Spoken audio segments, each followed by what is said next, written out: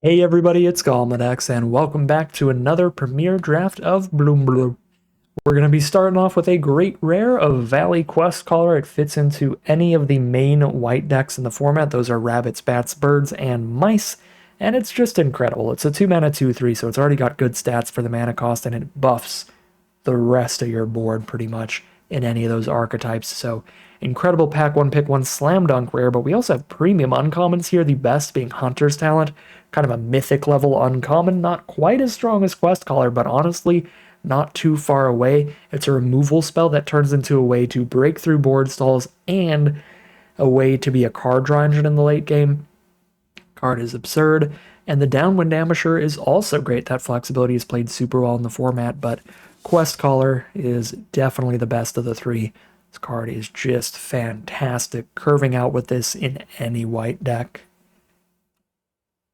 For pick number 2, no insane follow-ups here. Honestly, a pretty weak pack overall. I think Rabidnaw is probably the best card, but we could just take Thistledown players just to curve out with Quest Caller and stick to white here.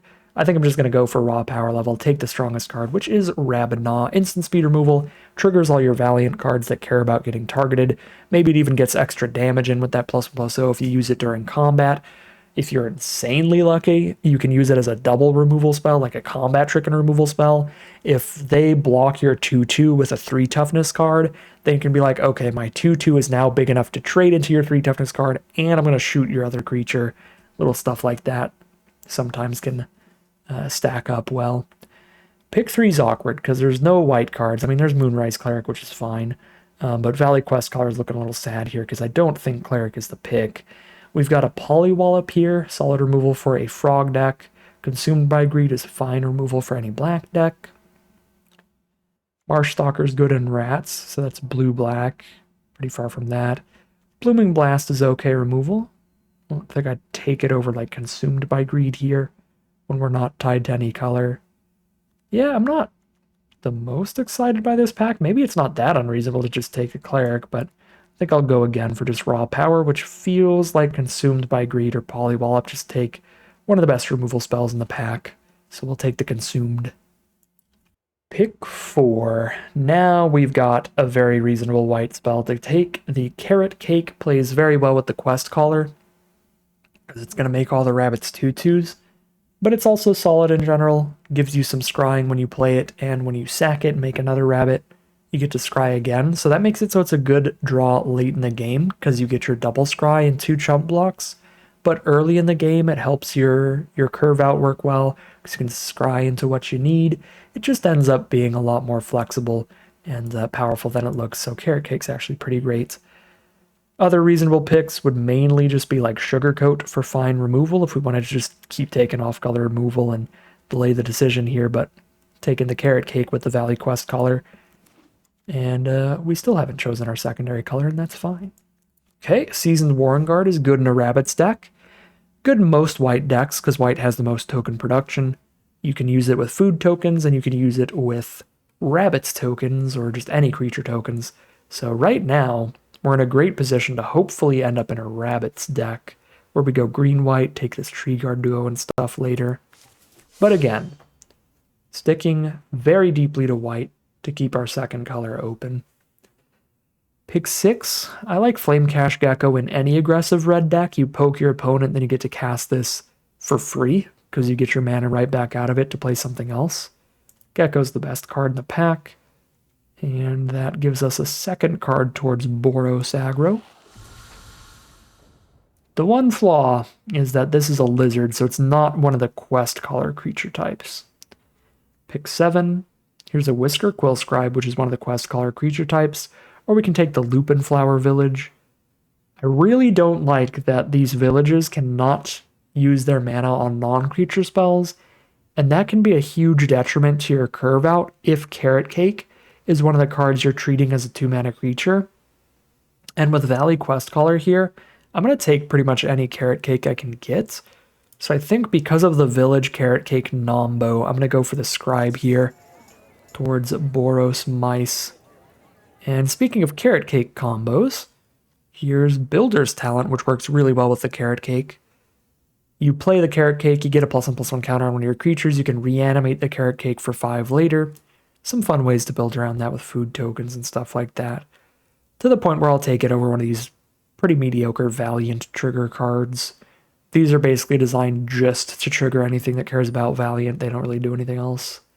Pick 9, Playful Shove is fine. You can trigger your own Valiant, or you can clear out a 1 toughness card. Pick 10, fine top end red spells, but I'm just going to rare draft 3 Tree City. Pick 11, there's a Valiant Enabler. Here's a Valiant Enabler. And now we're just Boros with a bunch of Valiant Enablers as our spot to be. So pack 2, pick 1.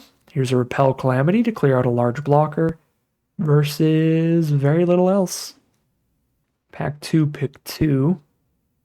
Big fan of Warren Elder. You get to curve out with this early, and whenever you don't have other stuff to do with your mana, you can buff your entire board. It's a great activated ability, and the threat of activation comes in hot too. Lets you get attacks you wouldn't otherwise. If your opponent has a 2/3 blocker and you have a 2/2 on board and you have 4 open mana, you get to attack it and get an extra 2 points of damage in because they're never going to block. If they block, you get to kill their creature for free. So here's Banishing Light now. I don't think Artist's Talent really does anything, does it? No. You need a bunch of non-combat damage in your deck. Be a fun build around once in a blue moon with a million copies of those pingers that tap to deal 1, but that's so rare. 1 out of like 100 drafts is that going to actually be good, and this is not the draft for it. Pick 4. We're a fine deck for Rabbit Response.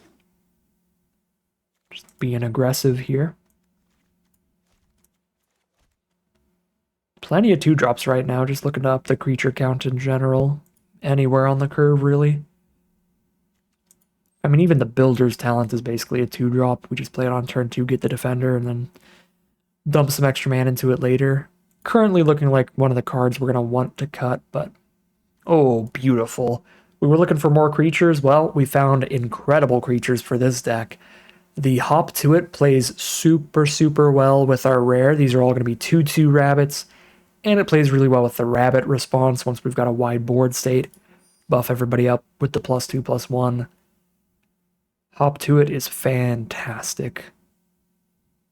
Pick 6, not much going on here. I don't hate the idea of just getting another 1-drop so we can go 1, 2, 3 curve and try to get some blowouts here. I've already got 1 Sazakap's Brew I can shove in as filler. I'm not going to play 2 copies. So Bravekin Duo it is. Pick 7. This actually looks like the first deck I've drafted. That might be a reasonable Dewdrop Cure deck. Return 3 2-mana value or less creatures from grave to the board. Yeah, 1, 2, 3, 4, 5, 6, 7. Maybe. Still really narrow. Speaking of really narrow, Blacksmith's Talent. Generally only great in a deck with a lot of Valiant cards and stuff, but this is the archetype for it. Sink a bunch of mana into this and get a double strike haste equipment. Any creature you draw later becomes a big threat. And Blacksmith's Talent works well with Builder's Talent, because you're getting a non-creature, non-land permanent onto the board to trigger that. It also works well with Seasoned Warren Guard, because you're getting a sword token to give that the buff. I like the Blacksmith's Talent in here. Got some good minor synergies. Grab the big guard mouse. Sharpshooter, or Spark Shooter. Angler. And pack number 3, here we go. We opened up an on-color rare. You love to see it. We might even wheel this Blacksmith's Talent with how late the first one went. They actually do play well in duplicates. So the Salvation Swan here is excellent. If we're really lucky, we get to flicker one of our cards in response to removal from our opponent and just bring it back with flying. We make it even better. But if not, we just flash in a 3/3 flyer and make one of our ground troops better. That's still good, even if we don't counter a removal spell with it. Oh, let's go. Valley Flamecaller. Add 1 to all the damage our lizards, mice, otters, and raccoons are dealing. So just the mice in this deck. But we have 3 mice already. This adds to its own damage, so it's a 4/3 by itself. I guess there is an otter and a raccoon and a lizard. Another lizard there. Yeah, no, Flamecaller is going to be great. Not as good as I was hoping. We don't have that many, like, mice, but still going to be good. Head of the Homestead's going to be great with the Quest Caller. It's our only 5-drop on the curve. Yeah, super happy with that. Deck is looking awesome. Oh my god. Yeah, here's a great aggro card, Hearthborn Battler. Fierce competition with the Harvest Rite Host, though, right? So we can haste this out and maybe get a couple damage in now and then. Or we get this card that draws us cards when we play a Carrot Cake and crack it, or when we cast a Hop to it, or when we cast Ahead of the Homestead. A lot of different ways we could be drawing a card off of the Harvest Rite Host. 5 rabbits, and some rabbit spells like Hop to it. I'm going to take the Host over the Battler. I don't know, Battler's like a great synergy with Flamecaller too, though. Just great choices there, really. Pack 3 has just been phenomenal for us. Wow, that's a late Manifold Mouse. Target mouse you control gets double strike or trample till end of turn. Not that we have a ton of mice in here, with just 3 of them, but if we run every single mouse, this can even target itself. You offspring it up. Yeah, we take Manifold Mouse and now we cut 0 mice out of the deck. We draft every mouse we see. What is most likely here? Kindlespark Duo is funny with Flamecaller, but that's it. So many non-creature spell options. I don't think I need Blooming Blast or Crumb and Get It too much, but they're better than Kindlespark Duo. I think I like the cheap little trick here. Get the Crumb and Get It. Okay, here's another mouse, and it plays really well with Manifold Mouse because we make something really high power with Double Strike. Absolutely Brambleguard Captain. No mice here, so I'll take the second Blacksmith's Talent. This is a Mouse Raccoon. Good creature types for Flamecaller and Manifold Mouse, so we need that pretty badly to take it over the second Rabbit's Response. Probably not playing either of these. I already have 1 Conduct, so I'll take 1 Might of the Meek. This is a shapeshifter, so it's a mouse. But I really don't think I want the 2/1 in the deck, unless my mouse count really sucks. Alright, let's get to the deck building here. Let's keep it nice and simple. We're going to be pretty aggressive, so we want 15 to 17 creatures, probably the 17 here. We've got 20 already.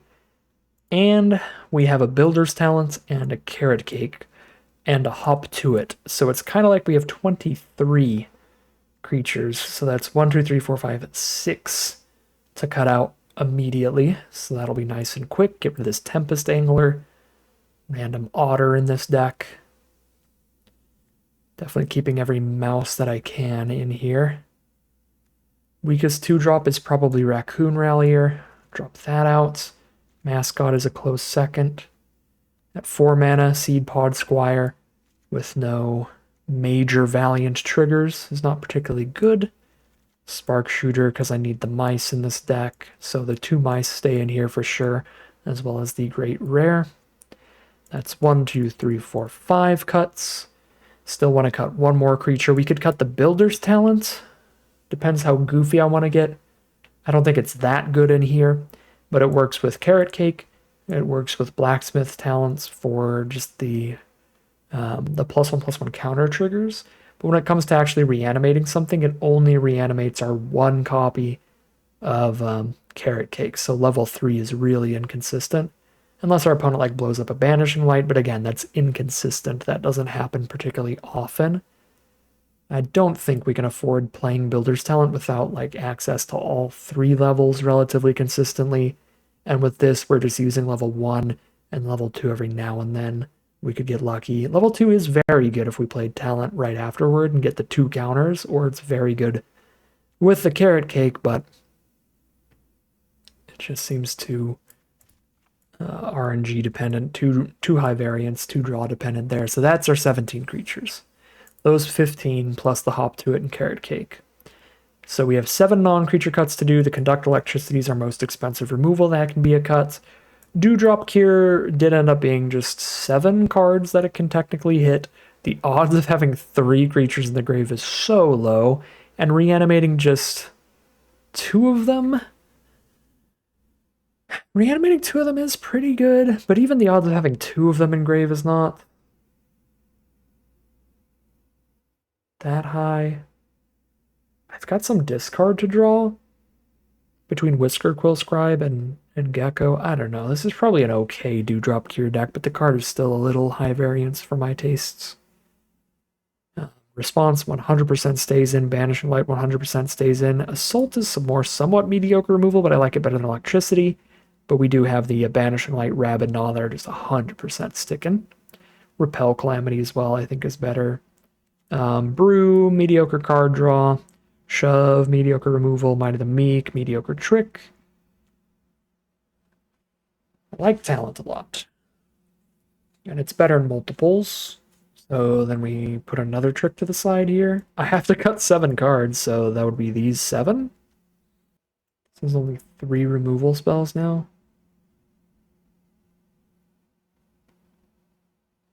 I think I'd rather cut another 5-drop for another removal spell at that point.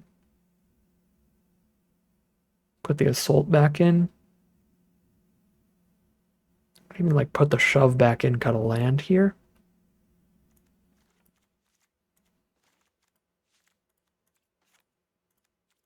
$16 land aggro.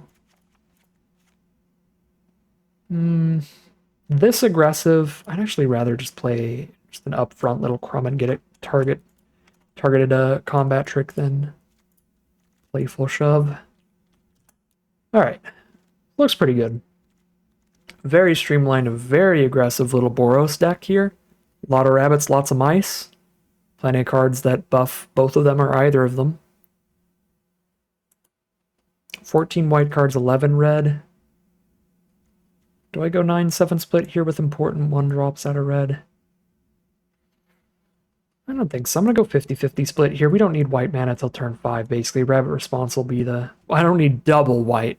Let me clarify. I don't need double white till we have 5 lands, because Rabbit Response will be like the last thing I cast, hoping to end the game. Head of the Homestead is the most expensive card in the deck.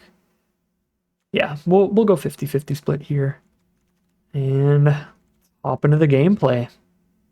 Alright, slow curve for game 1. We start on turn 3 with Hop to It. But Hop to It into Captain looks like a good start, and we have Rabid Gnaw for removal spell. We can't mulligan this. Okay. Warren Guard is right on time to attack as a 3-2 on turn 3. We're against the Lizards deck, one of the most aggressive archetypes, all about dealing damage to us. If they have the Flame Cash Gecko or the Fireglass Mentor, that's pretty good for them. It's Manifold Mouse, no mice yet though. But that can be big damage alongside the Bramble Guard Captain later.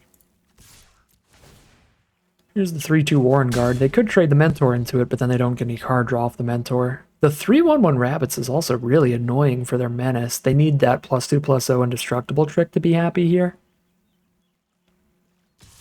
So they only have the mana to buff this once, so I'm going to double block here. And then if they have the indestructible trick, I still have a token on board for Warren Guard. Yeah, rough they had the indestructible trick, but we still soaked up 1 mana and stopped them from drawing an extra card off Mentor. Crumb and Get It is theoretically a good draw, but I want to tap out for a 4-drop a couple turns in a row here.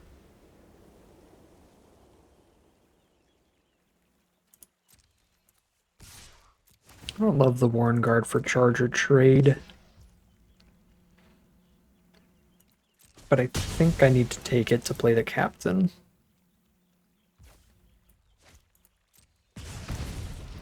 Maybe at that point we just don't attack then.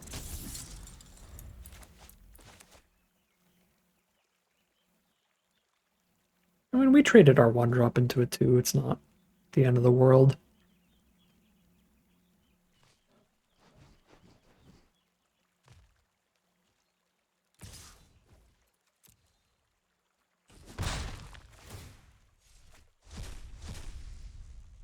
War Squeak and another Ravine Raider for the draws. Yeah, they're playing a hyper-aggressive version if they're running War Squeak.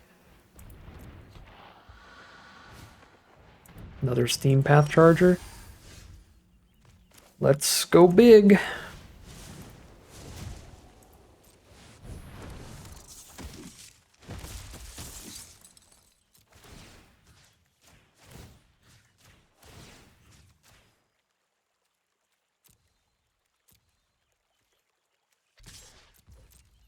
8 damage here. Could hit for 10 if I crumb and get it, but then I don't have crumb and get it up to protect it from removal with indestructibility.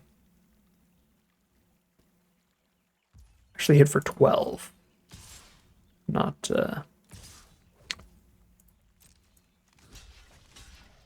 whatever I said. 10.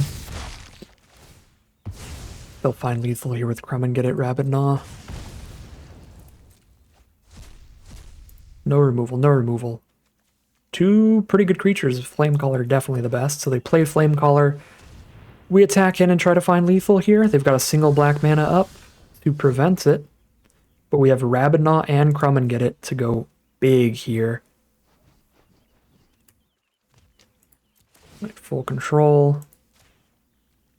I'm gonna Rabbit Gnaw before this resolves to add to the power we're getting here. And if they have removal, they'll respond to the Rabbit Gnaw, so if they don't respond to that, then I'll Crumb and Get as well. Wait, I need to shoot the highest toughness card here to trample harder. There. Okay, that resolves, so then I should be able to Crumb and Get It in response to this, holding full control. Perfect. Okay, yeah, there's the concession. I don't know why I have to go full control to do these in response to my manifold triggers, but I exited out of control and then immediately went to a manifold trigger, and I was like, oh.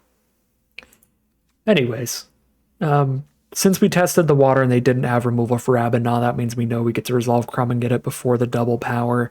So we'll Crumb and Get It, it's a 5 power double strike trampler. To 10 power double strike trampler off of its own ability. That is very, very lethal. And Manifold Mouse Brambleguard Captain combo wins us the game, starting off 1-0, heading into game 2. Well, Manifold Mouse is back. I don't really want to play it without the Offspring, but it might be worth it with this curve. Probably not. I know I'm going to have the 4 mana later. Yep, and I wouldn't get attacks in this turn, even if I did play it right now, since they dropped 2-2. Green-White Rabbits is the matchup.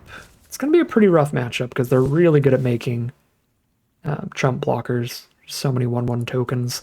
So hard to break through in this kind of archetype, and they've also already got a 1-4 that's hard to break through in the first place.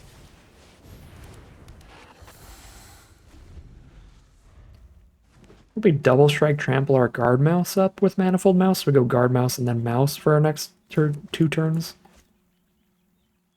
Guard mouse and Manifold Mouse, I should specify. Mouse is not very specific.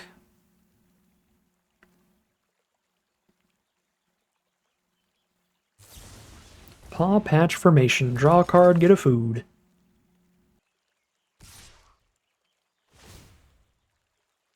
Take 3 from the Elder. Drop a Phineas. Whenever it attacks, put a +1/+1 counter on each other creature you control that is a token or a rabbit. Well, that feels a little balmier. Little balmier than what I got going on here. That's a problem. At least we attack in well.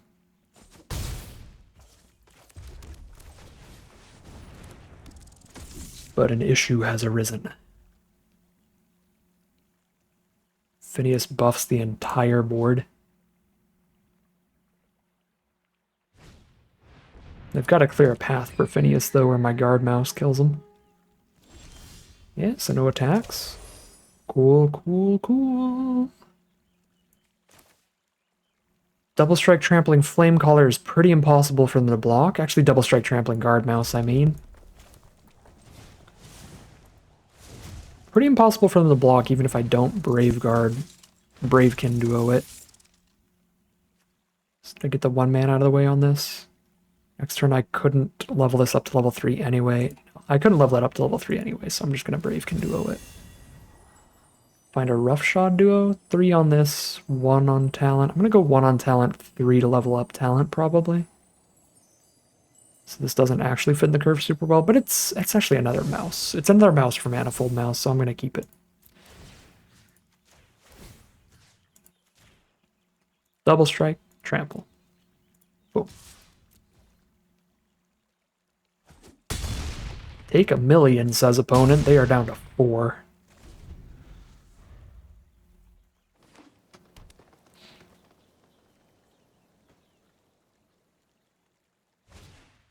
Pileated Provisioner. They are tapped out, facing a super beefy guard mouse.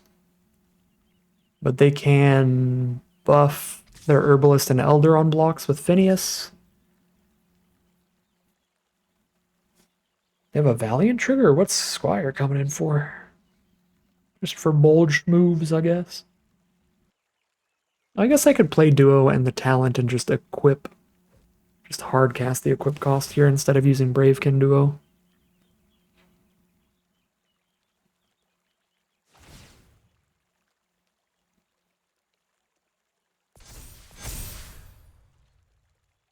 How bad is it to lose Flamecaller? Because I can kill Phineas.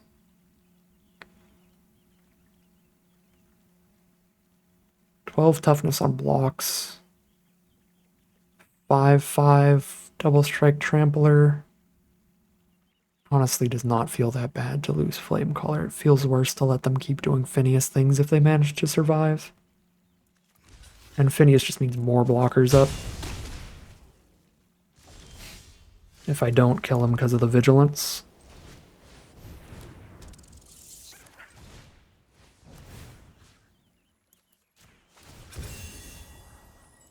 That's such a keep. Brambleguard Captain again. Guess I should have scried to the bottom. I would have had a Brambleguard Captain.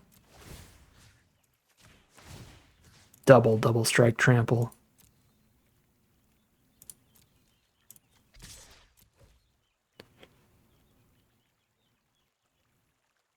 Yeah, their blocks are pretty miserable for them.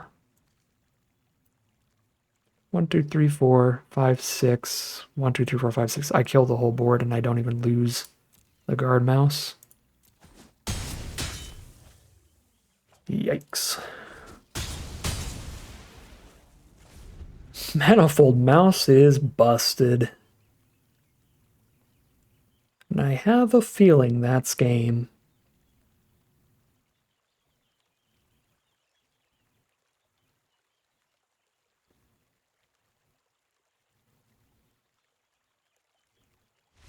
Alright, couple just insurmountable victories with Manifold Mouse doing ridiculous things.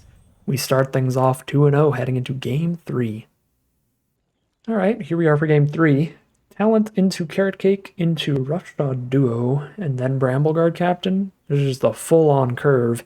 Then we can get the talent to equip the Captain to give the bigger buffs there. Duos expending can target anybody, so that can target Captain for bigger buffs as well. This looks very nice. We are on the draw here, so we'll see what our opponent's up to first. But this is definitely a keep.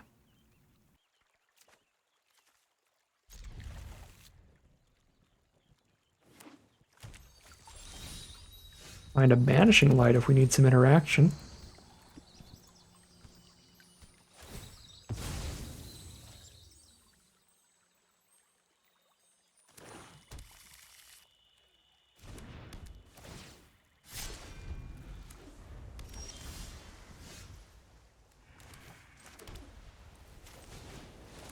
Cry a land away, probably. No, that's not a land, and that is not getting scryed away. That card is busted. It doesn't exactly fit into the curve, though. I don't know when I'm playing it. Because I think I'd rather Roughshod Duo into Brambleguard Captain first. And then I expend on turn 4. I guess turn 5, 2 on Quest Color, 3 on Light. If we hit land 5 by then, 2 draw steps towards it. Okay, that's going to be a 3/4. If I expend, I can attack in. If they don't have a 1-drop like Shore Up here. Okay, they're not going to have a 1-drop. They're tapped out. So we can get an attack into that.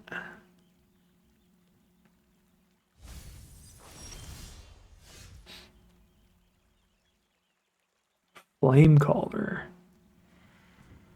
It's another card that would be beautiful on land 5 to double spell with. It's gotta just be Brambleguard Captain, though. It's the only way that I expend this turn.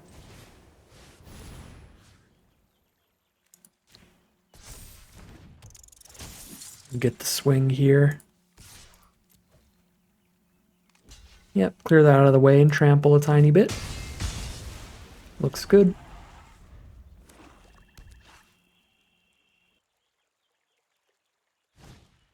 Dagger Fang Duo, so a death touching blocker. 3 toughness thanks to the banner. And then that's only 2 toughness. That one's not so bad, but we did miss our land drop. I don't get to double spell them.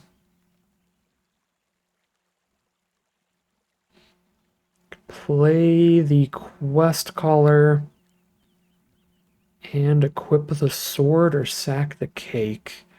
Sack the Cake is a double scry and we get a 2/2 out of it, so I like that. This is also a really good attack with our rabbit token this turn. Kind of forces a trade. I guess not exactly, but the Marshstalker can come back from grave, so they probably take that trade. But it does only come back from the grave when they're attacking, so it's not going to help them block immediately.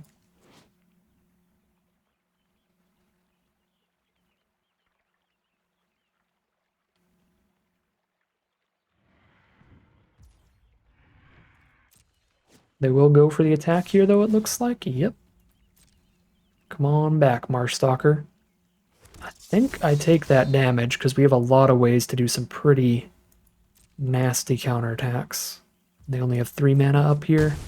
So go to 11, which is a big hit, but we're about to hit even harder, I think.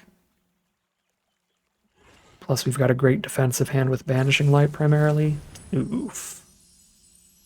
Alright, well that's rough. Let's get the double scry before that dies. Counterattack significantly smaller now, but still a thing. Land 5 was really necessary. But now I can't 3-drop, 2-drop anyway. I guess I can 3-drop and equip the sword. Definitely a play. Banishing Light, equip the sword to Brambleguard Captain, just attack with Captain seems real. Yeah.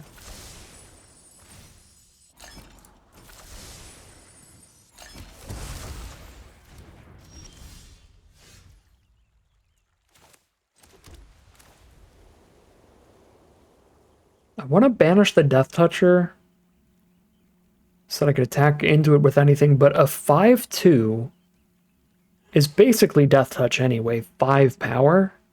So I think I actually get rid of the Marshstalker because that can like keep coming back, and now it can't keep coming back. Could exile the banner too, that'd be fine. Hit for 6, or I hit for 7 by attacking with the rabbit as well. I guess I'm not chumping with the rabbit. Not chumping 4 damage when I'm at 14 and I have a food token. So yeah, we just send both then. We're down to 11.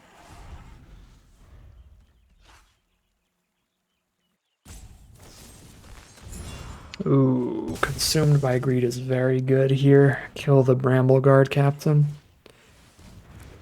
Disappointing. At least that 2/1 is very bad against the rabbit token.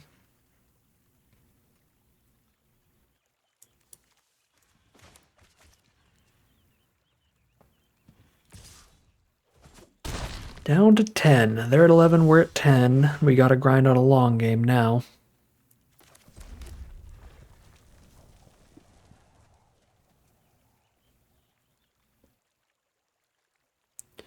Can guard mouse and equip.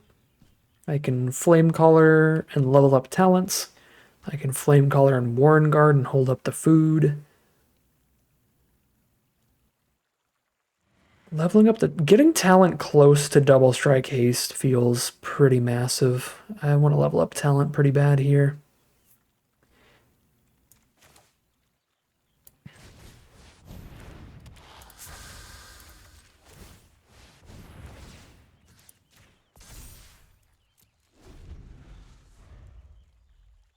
Our 1/1 already blocks their 2/1, and neither of these are going to beat Daggerfang Duo anyways, so I'm just going to sturdy up that Flame Caller.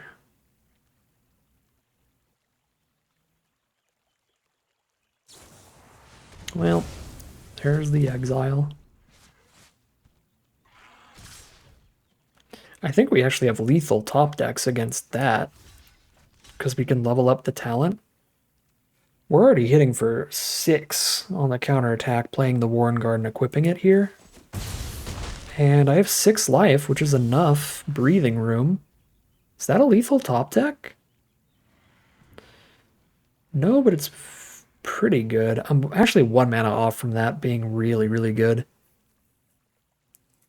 Yeah, I'm 1 mana away from actually getting to Rabid Gnaw here.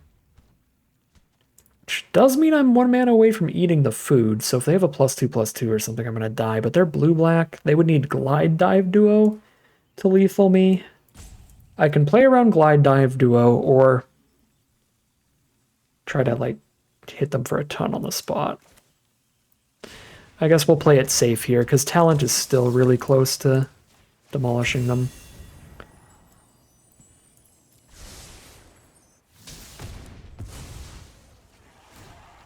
Like, it's still going to get real big next turn.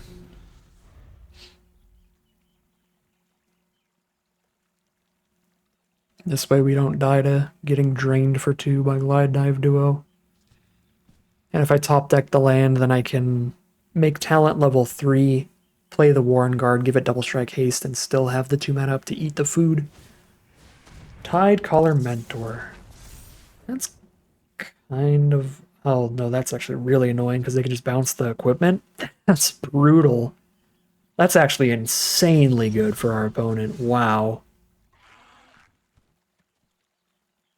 Jesus Christ. Okay, yeah. No, that's... Card is like a 10 out of 10 in this matchup exactly. Against specifically Blacksmith's Talent, you completely nullify that card.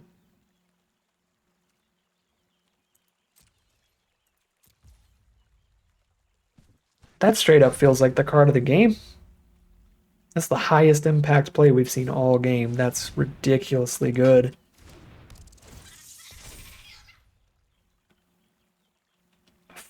Four Menace for 3. That just blanks my entire Blacksmith's Talent. I've got the second copy. We could find that. Or the Manifold Mouse is going to do the same thing at this point. I'll work 2. And they just kill Guard Mouse here. Oh, this sucks.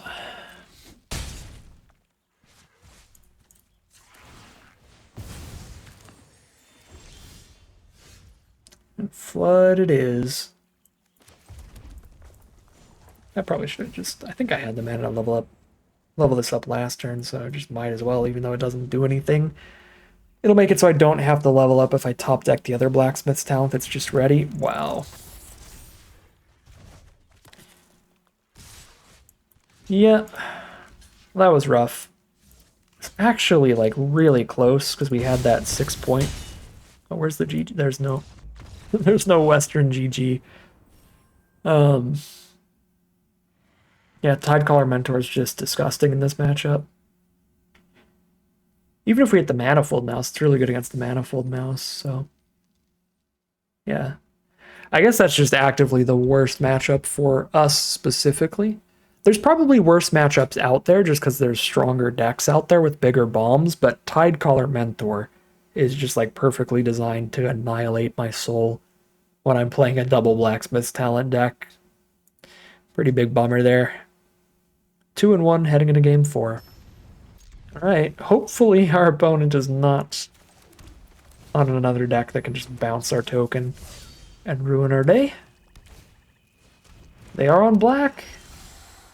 No island 1 time, please, thank you. I do need land 4 pretty badly with this hand.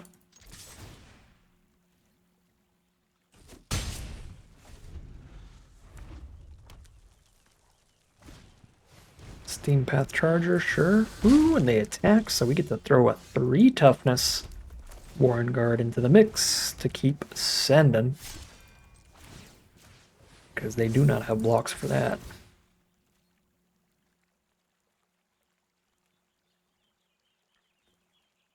And it's possible but unlikely. It's possible they won't realize that even if they kill the rabbit, the Warren Guard gets buffs from the equipment.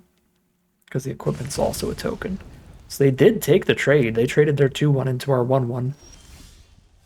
There's hop to it. They can only buff Ravine Raider one time.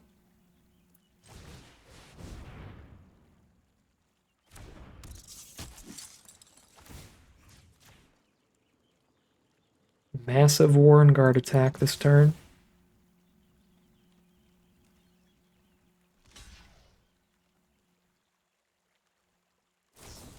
They have the Scales of Shale, that works.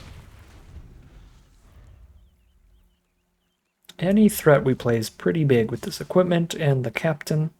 So I'm still doing fine. There's a Spark Shooter. His 4 power against our 4 toughness captain.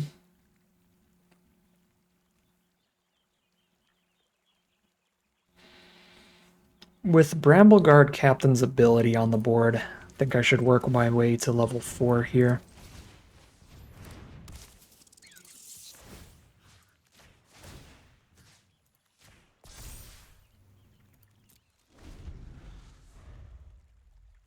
Six power double striker.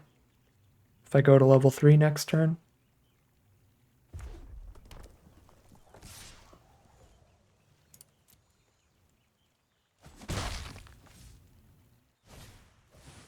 Thoughtstalker Warlock doesn't really do anything. Our best play is on board.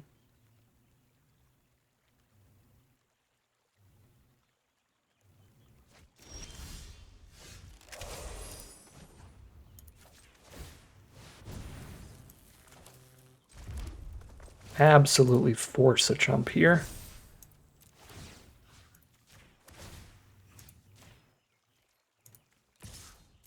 Literal lethal if they don't block. Exact lethal. Alright, if they have a removal spell to kill Brambleguard Captain, then we are in a slightly losing game.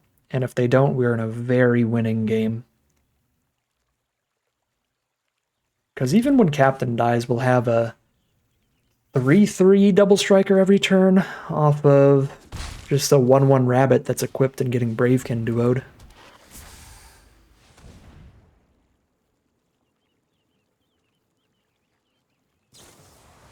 Early winter. Exile my enchantments. That's rough. Well, Crumb and Get It's a good draw at least. Although, I've already got good onboard attacks just duoing up, and that is extra damage.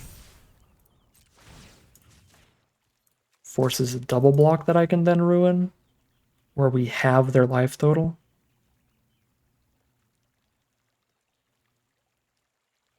Ruin the double block, let's go. That is 6 power over there, so here's 7 toughness without giving them a food.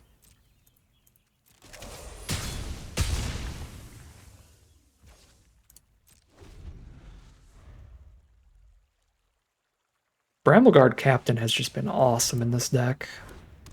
It really has.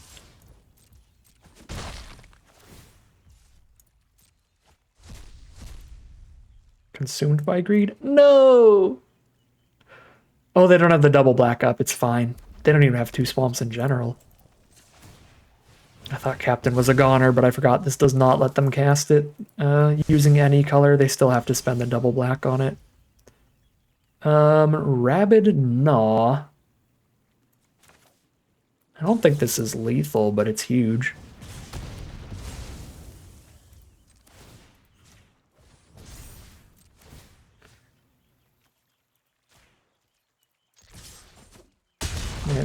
Actually, because it wasn't lethal, it was probably better to get 3 rabbits than it was to hit for 2 more damage off a Bravekin duo. I just didn't do math.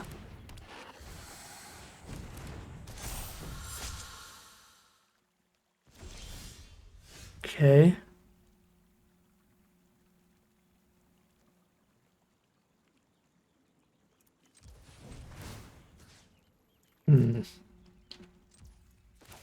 Quest Caller makes that 4 power.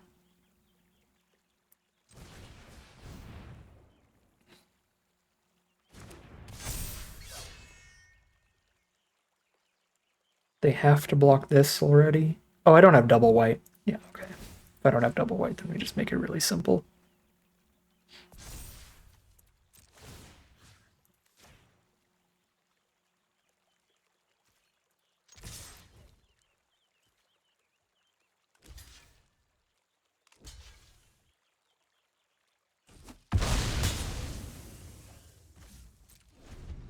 If I had double white, I think I would not Bravekin Duo so I could hop to it there, because I already had them in a position where they had to block both, and that was high enough toughness. 5 life. Once again, can't technically lethal.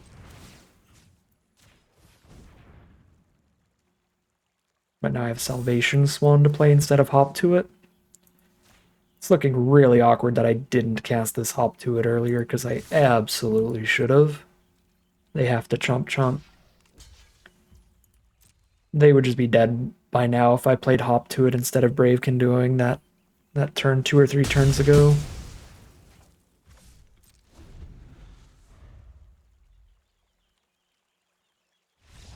But they don't top deck into a board wipe or anything, so still get there pretty easily with a Brambleguard Captain doing some wild stuff in our end game.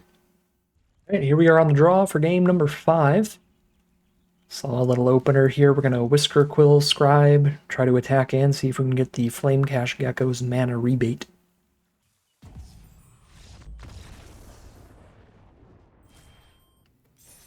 Well, our round 5 opponent somehow unfortunately disconnected or failed to show up or something. So I guess a free victory is going to get us to that break-even point at 4-1 heading into round 6. All right, here we are for game 6. We have a Rabidnaw with no creatures to use it with, and no creatures to play till turn 4, in which case we need a white source to play more than just Guard Mouse. I think I have to mulligan this. This is certainly better. Quest Caller into Flame Caller. Just drop our double rare start here. Get rid of Duo to keep some interaction. Seems like the pick. If we're on the draw, I could maybe get rid of a land. But I forgot to check. I think we're on the play. Yeah, we're on the play. This feels better that way then. I guess the Flame Caller doesn't get the Quest Caller buff, and the Quest Caller doesn't get the Flame Caller buff, but they give all our other cards buffs. That is somewhat awkward, actually, thinking about that. Maybe I should have kept the Duo then instead of the Assault, just so I could play Quest Caller into Duo, and the Duo gets both of the Quest Caller's buff and the Flame Caller's buff. So we go Quest Caller, then Duo, then Flame Caller, and get all the benefits. Or they can just removal spell the Quest Caller and things don't look awkward at all. Now Flame Caller's all alone, ready to buff any red spells we play.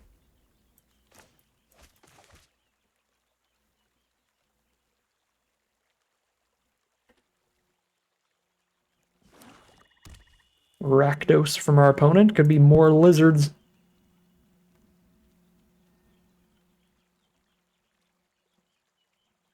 Are these Transformers sleeves? Oh, I didn't know they made Transformers sleeves on Arena.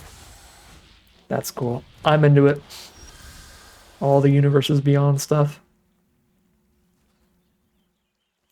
Transformers sleeves and a My Little Pony avatar. So they could double block Flame Caller. That is actually fine. I'll take the 2 for 1. Because I don't have follow-up creatures for the Flame Caller right now anyway. None of our creatures are the right types. So I'll just cash it in to kill 2 of their cards here. And keep the Assault for when they play an actual bomby card of their own.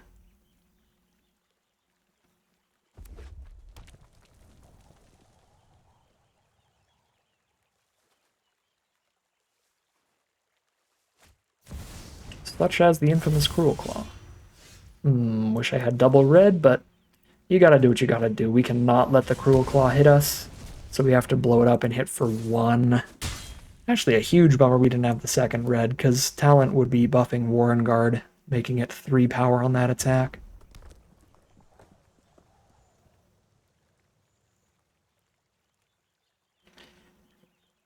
If our 5th land is not the second red, we also won't be able to play Blacksmith's Talent and level it up in the same turn, which would be something really nice to do the turn after we play Head of the Homestead. Reptilian Recruiter. Borrow our Warren Guard for 1 damage to me? Sure.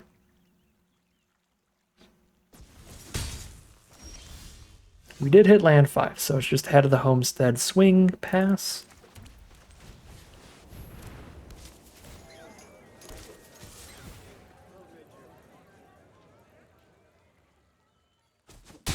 Beautiful.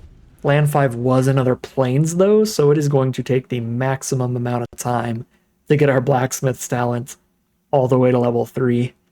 We need a turn to play it, a turn to level it up once, a turn to level it up one more time after that. Combat trick me.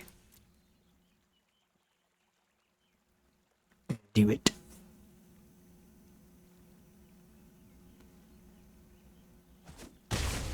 They refuse. 4-2 trample for 3-2 no text is a fine trade. Season of the Bold. So they need to cast some spells next turn to start ripping our board apart. Oh, and they hit a 1-drop to kill a creature already. If their last 2 cards in hand are spells, they just go spell, and my board is empty. That's frustratingly good. Really good hits off the Season of the Bold. Well, if I was going to draw land, Red Source is the best land to draw. But certainly not a position where I wanted to draw lands at this point. Free equip. Yay! At least with Blacksmith's Talent, any creature off the top is going to be a double striking haster, so any threats we have will be immediate and large. So there's Fireglass Mentor kills something, and then the Fireglass Mentor gets to draw them a card towards the second spell for the turn. Yep. Seasonal Bold just playing masterfully for our opponent here. Fantastic hits. Their draw steps. Oh my god, and the Exile and Artifact that shut off the Blacksmith's Talent. How is that twice today? They got rid of the token sword. I guess I'll die. Yeah, this would have been an insane draw if we still had our equipment. Get a free scry this turn, and then we level it up next turn, and it's that 8 damage double striker, because it's 4 power with double strike.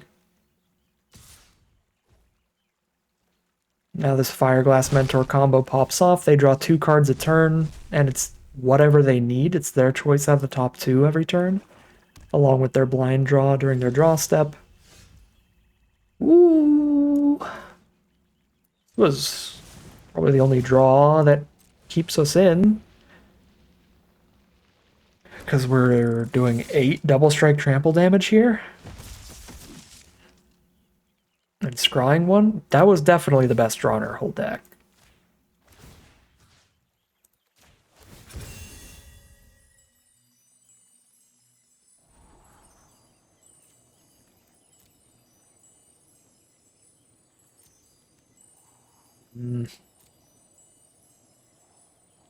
Even a 2-2 matters with Manifold Mouse, but I know there's a lot better stuff we can find.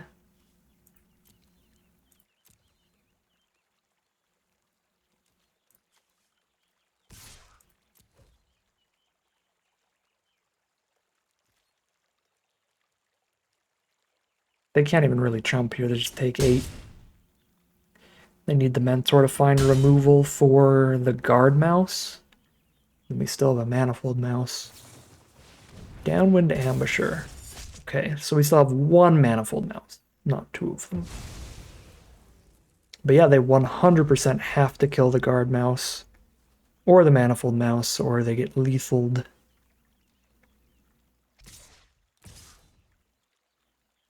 Well, no, they could chump, I guess. Just go all in.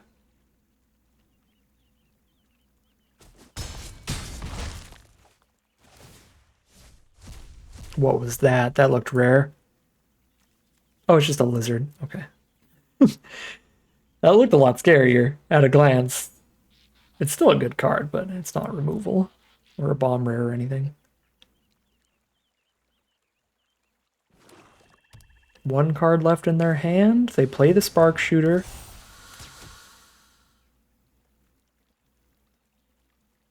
Which I can force into the chump block. Harvest Right Host.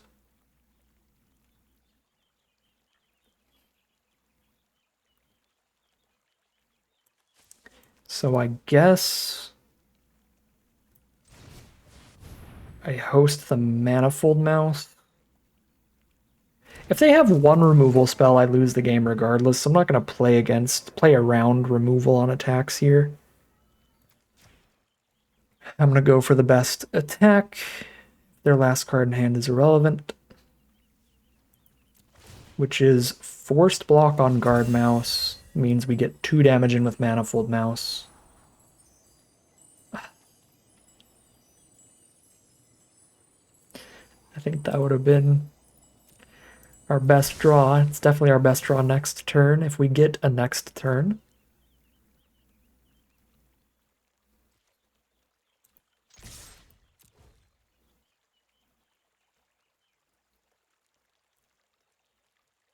So if they don't have removal, it is Trump Guard Mouse, go to 3. If they do have removal, it is We Are Dead. Our Harvest Right Host has to block the downwind Ambusher, and then we go to 1, but then we kill them on the crackback. And I'm fairly confident we had to just be in this position getting aggressive, because, again, if it's a removal spell in their hand, they could just clear out the Manifold Mouse and keep getting Ravine Raider and Spark Shooter attacks in. Oh, it's another downwind Ambusher? Jesus. Well, rip. That also does it. Yeah, no, that just makes things awful for us no matter how we play still. I am dead on board. I block an Ambusher and they just buff Ravine Raider a bunch. Because they had a flash creature we couldn't play around particularly easily. That is game. Alright, here we are for game 7. Quest Caller into the Harvest Right Host.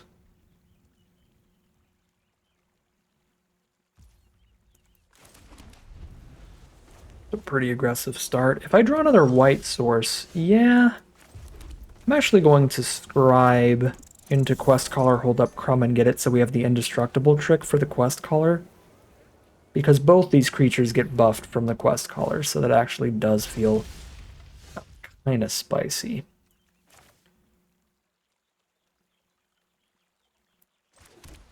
Mouse Raccoon. Okay, so Quest Caller I still don't attack into the 0/4 wall. So maybe I go Roughshod Duo here. And if I wait to Quest Caller till turn 5, I could Quest Caller and Harvest Right Host together. Yeah, if I'm not attacking it anyway.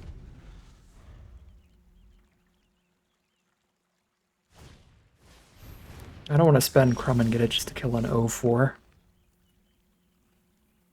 Now a Flame Cash Gecko. I'm not really doing anything with its mana, though.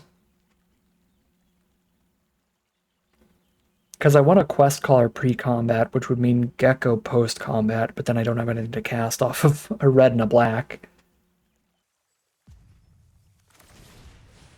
Alright, I'm not going to host and Quest Caller in the same turn. I'm just going to go for big blowout-y attacks. Oh, Head of the Homestead's actually an awesome draw here. So this is a blowout attack because of the ability to instant speed expend 4, where we can kill both of these without losing a creature. I get the double combat trick.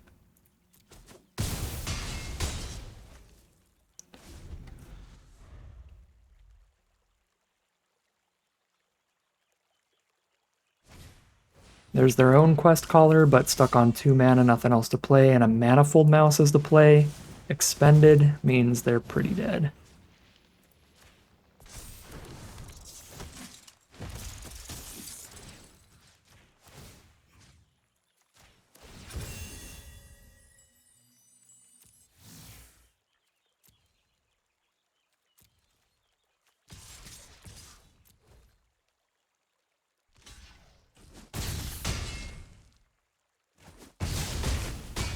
Yeah, they're at 6 life now.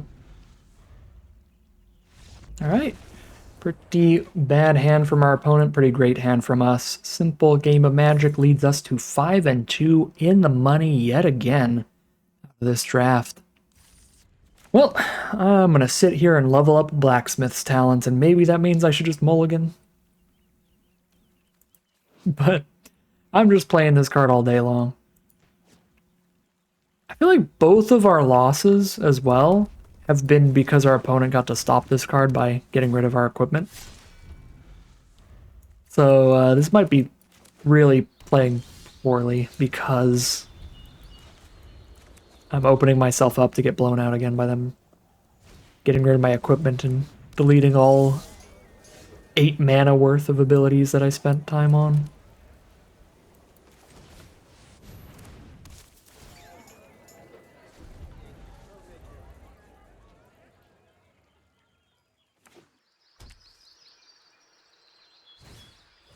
Druid of the Spade, no token on their board. Need 5 power to attack in well here. That is not happening, is it? Double Blacksmith's Talents is very cute. I guess I can play Warren Elder and equip a sword.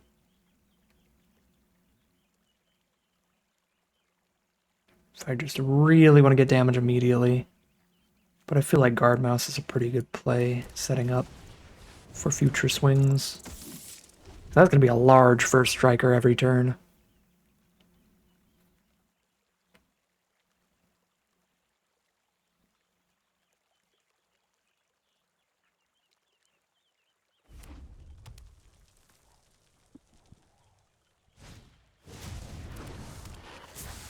Sure, first strike still goes hard here. Go for it, Druid. Welcome to my faith. Carrot Cake. Can double Rabbit. Scry 3. Second red kind of goes hard. And it's more Warren Elder mana. Alright, Scry 1 it is. Wait, oh, I should have full control. I could have full control mode to crack the Carrot Cake before that resolved, so I get the second rabbit, draw the card, and then scry.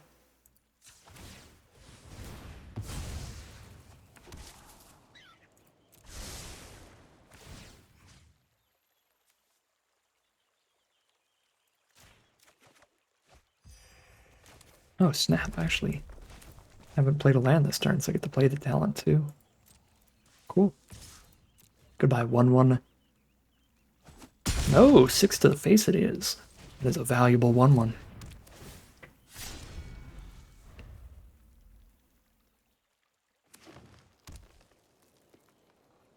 I guess that 1/1 is the only reason the Druid is a 4/3 trample.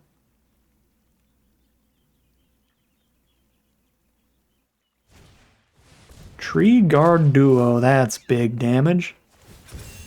Oh, they don't target the Trampler though. Cool. I will get my chump. My 1/1s are less valuable. We're going big instead of going wide off of double Blacksmith's Talent.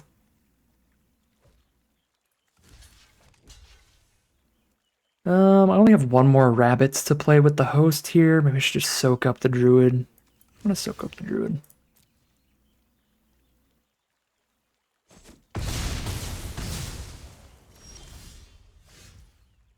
Okay.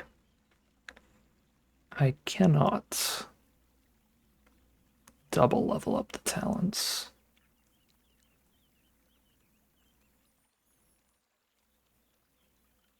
Could equip Guard Mouse, play an Elder, and hold up Repel Calamity.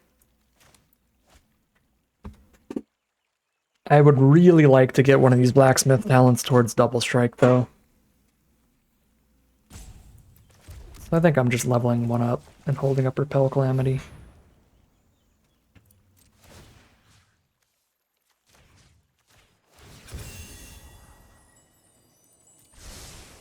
Vanishing Light's a good draw.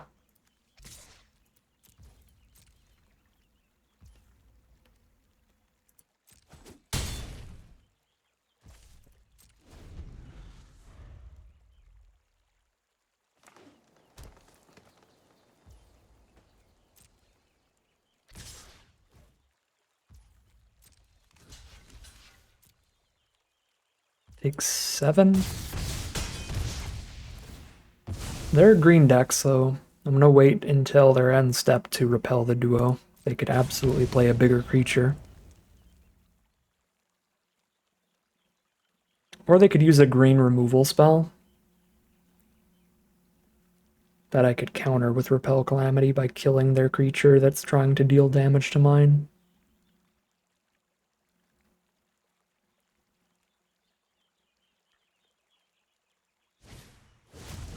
Rampager. Alright, that's a little bigger than Tree Guard Duo, so we repel that. They do still get the Offspring as a chump blocker. I can banish the Offspring, but I don't have Double Strike. I'm 1 mana off from Double Strike. And Banishing Light. So Double Strike forces the chump. They have 3, 4, 5, 6 damage on the crackback, and I'm at 11. So we'll just force the chump here, right?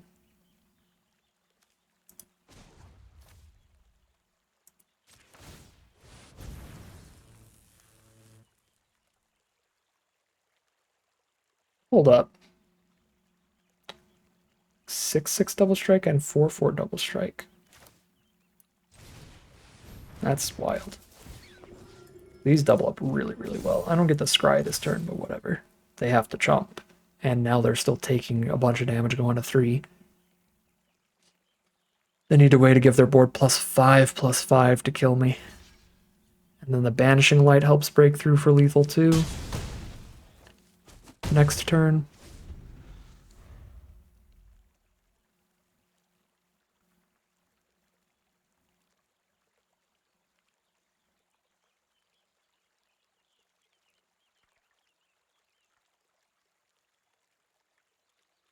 So they have to double combat trick me.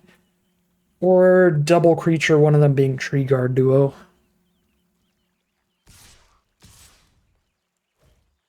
Alright, send 5, we're down to 6.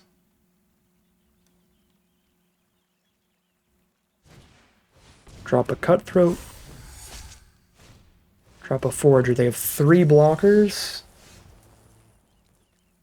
Scribe gets there.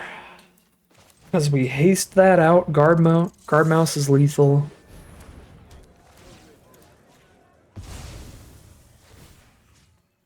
Without the equipment.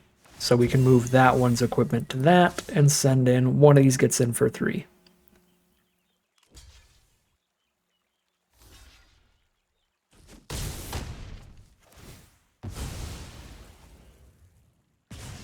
Alright, beautiful stuff. And that puts us to 5-1 now? No, 5-2. Definitely in the money out of the draft. Wait, no, we're 6-2. So we were in the money after last game? Are we 6-2? Oh my god. This has been an incredible day of recordings, honestly. Some very high win rate drafts for me today. Alright. Here we are for the final boss. Win or lose, this will be the final game of Magic for today, and I guess I'm a control deck. But these are good spells. Maybe I'm supposed to mulligan just because it doesn't fit with the deck's game plan. But I tend just to not mulligan hands when I have the correct colors for a bunch of spells, mostly. And this is the correct colors for a bunch of good spells. So here we go. Definitely going to want to kill this thing. It looks like a downside that they have to return every other creature they ever play to their hand, but it's very easy to have a deck that that makes great use of that and just gets a bunch of value off of it. So I'm just going to assault that. Unless we hit a really good 3-drop. Blacksmith's Talent is really good in this deck, but certainly not worth playing over getting rid of the Elder. I could, just to slow them down, play Blacksmith's Talent instead. Let the Mist Breath Elder get a little bigger, they replay the Bellowing Crier. I don't have to kill the Elder till they have a really good enter the battlefield effect, like a Pawn Prophet enter the battlefield effect, so I could have taken the turn off and it would have been fine. Okay, I'm not killing either of those. So level up a Blacksmith's Talent, drop ahead of the Homestead next turn.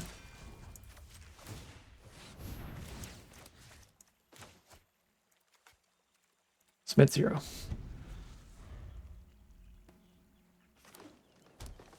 I tried to donate it to Pawn Profit, but it wouldn't let me. Cool. Pretty big board from our opponent, but one head of the homestead stabilizes us outside of the warden, because that has flying. If they play any creatures, that has flying. If they don't play any creatures, we're super stable.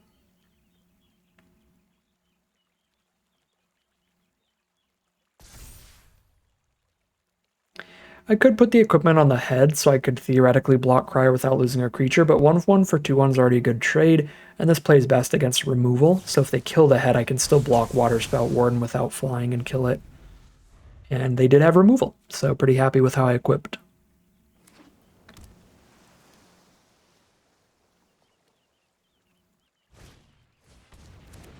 Ooh, Sunshower Druid's gross here.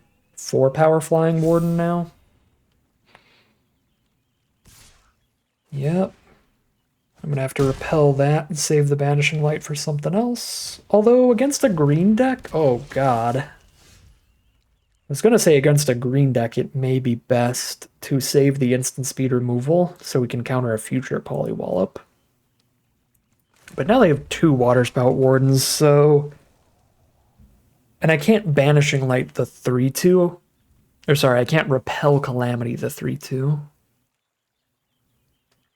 So I kind of think I have to Banishing Light the 3/2 Waterspout Warden, hold on to the Repel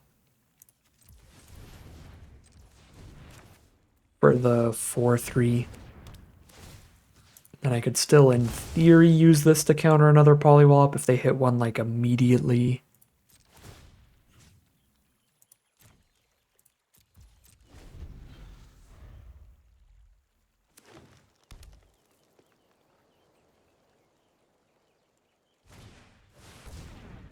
Daring Wave Rider is another Polywallop, but they can use it targeting any of their creatures, even the ones that are smaller than I can repel, so I can't actually counter it. Okay, well, if they do it that way, I can. But I do take 4 from this Waterspout Warden.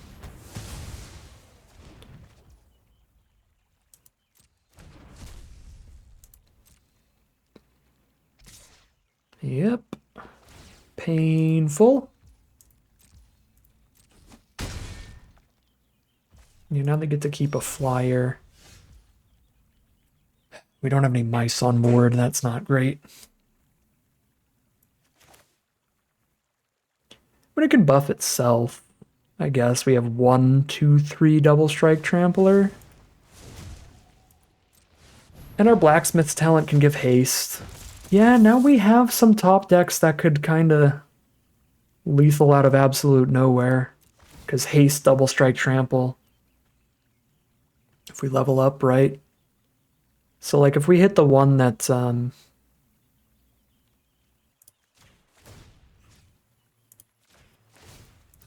if we hit the mouse that gives, like, buffs equal to its power, that can probably get there. With the Crumb and Get It combat trick as well.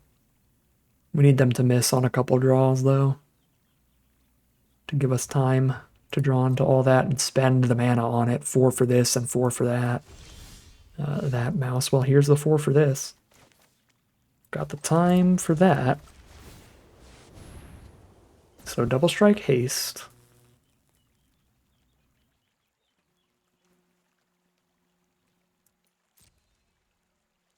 I guess I can leverage this Crumb and Get It to kill their Waterspout Warden if they block, and then I just re-equip post-combat anyway.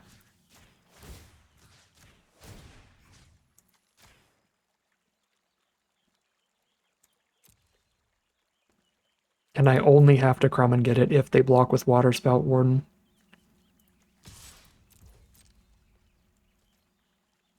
In fact, I don't even have to do that. I can still kill the Waterspout Warden blocks without Crumbing.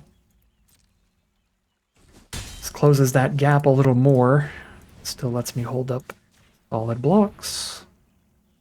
Because I can just manually re-equip.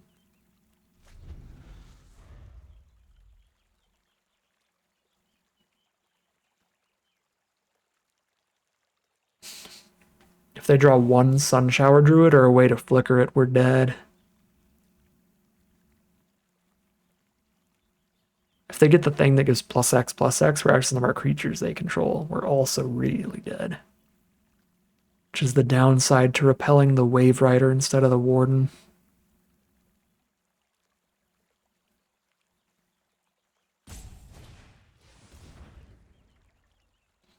That also kills us real fast.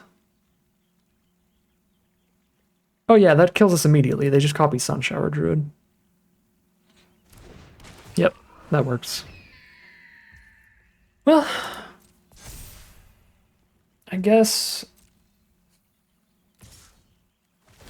I would have had just a 1/1 in these.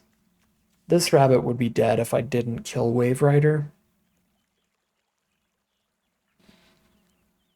By the time they attacked with Waterspout Warden again,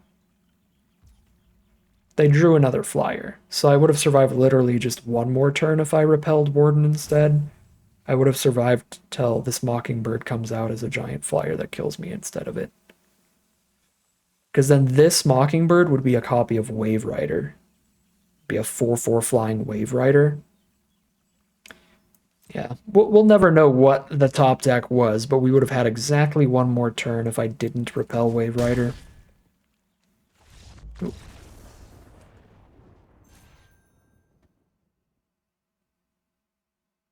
Yeah, I don't know. It's a pretty nebulous one there. We didn't get punished that hard for not repelling the Waterspout Warden, but it was probably still better to repel that. Because we were at a point where we're dead to like one creature with the Warden, if I recall correctly. No, 2 creatures, because we were at 5 against a 4-power Warden. Yeah.